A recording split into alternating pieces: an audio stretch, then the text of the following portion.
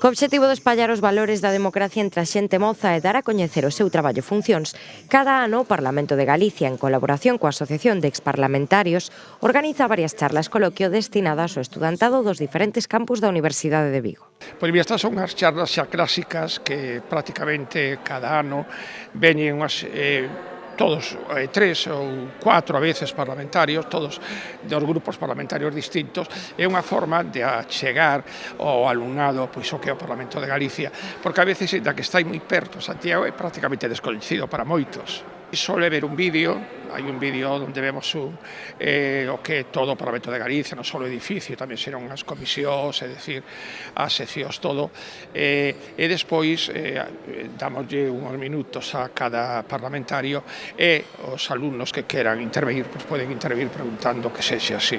Nesta ocasión, a actividade contou ca participación de 2 parlamentarios, como son Roberto Castro, do PP de Galicia, e Noela Blanco, do PSDG, excusando a súa asistencia María Tereixa Paz, do BNG.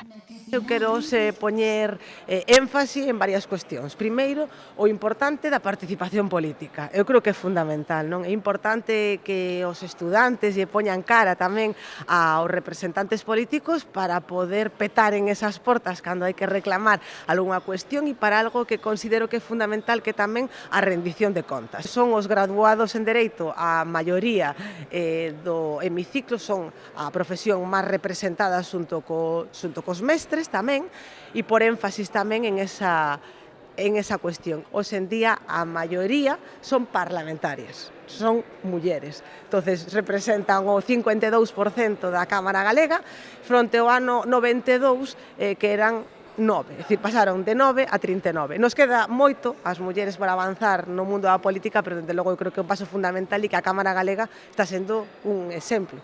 Creo que é un momento moi oportuno e un lugar tamén idóneo para animar a xente xoven a que se implique cada vez máis no coñecemento das institucións, en este caso do Parlamento de Galicia, que é o máximo órgano de representación da comunidade autónoma e que recolle de alguma maneira as inquedanzas, ou debe recoller as inquedanzas dos cidadáns a través dos distintos partidos políticos que se presentan ás eleccións e que teñen representación parlamentaria.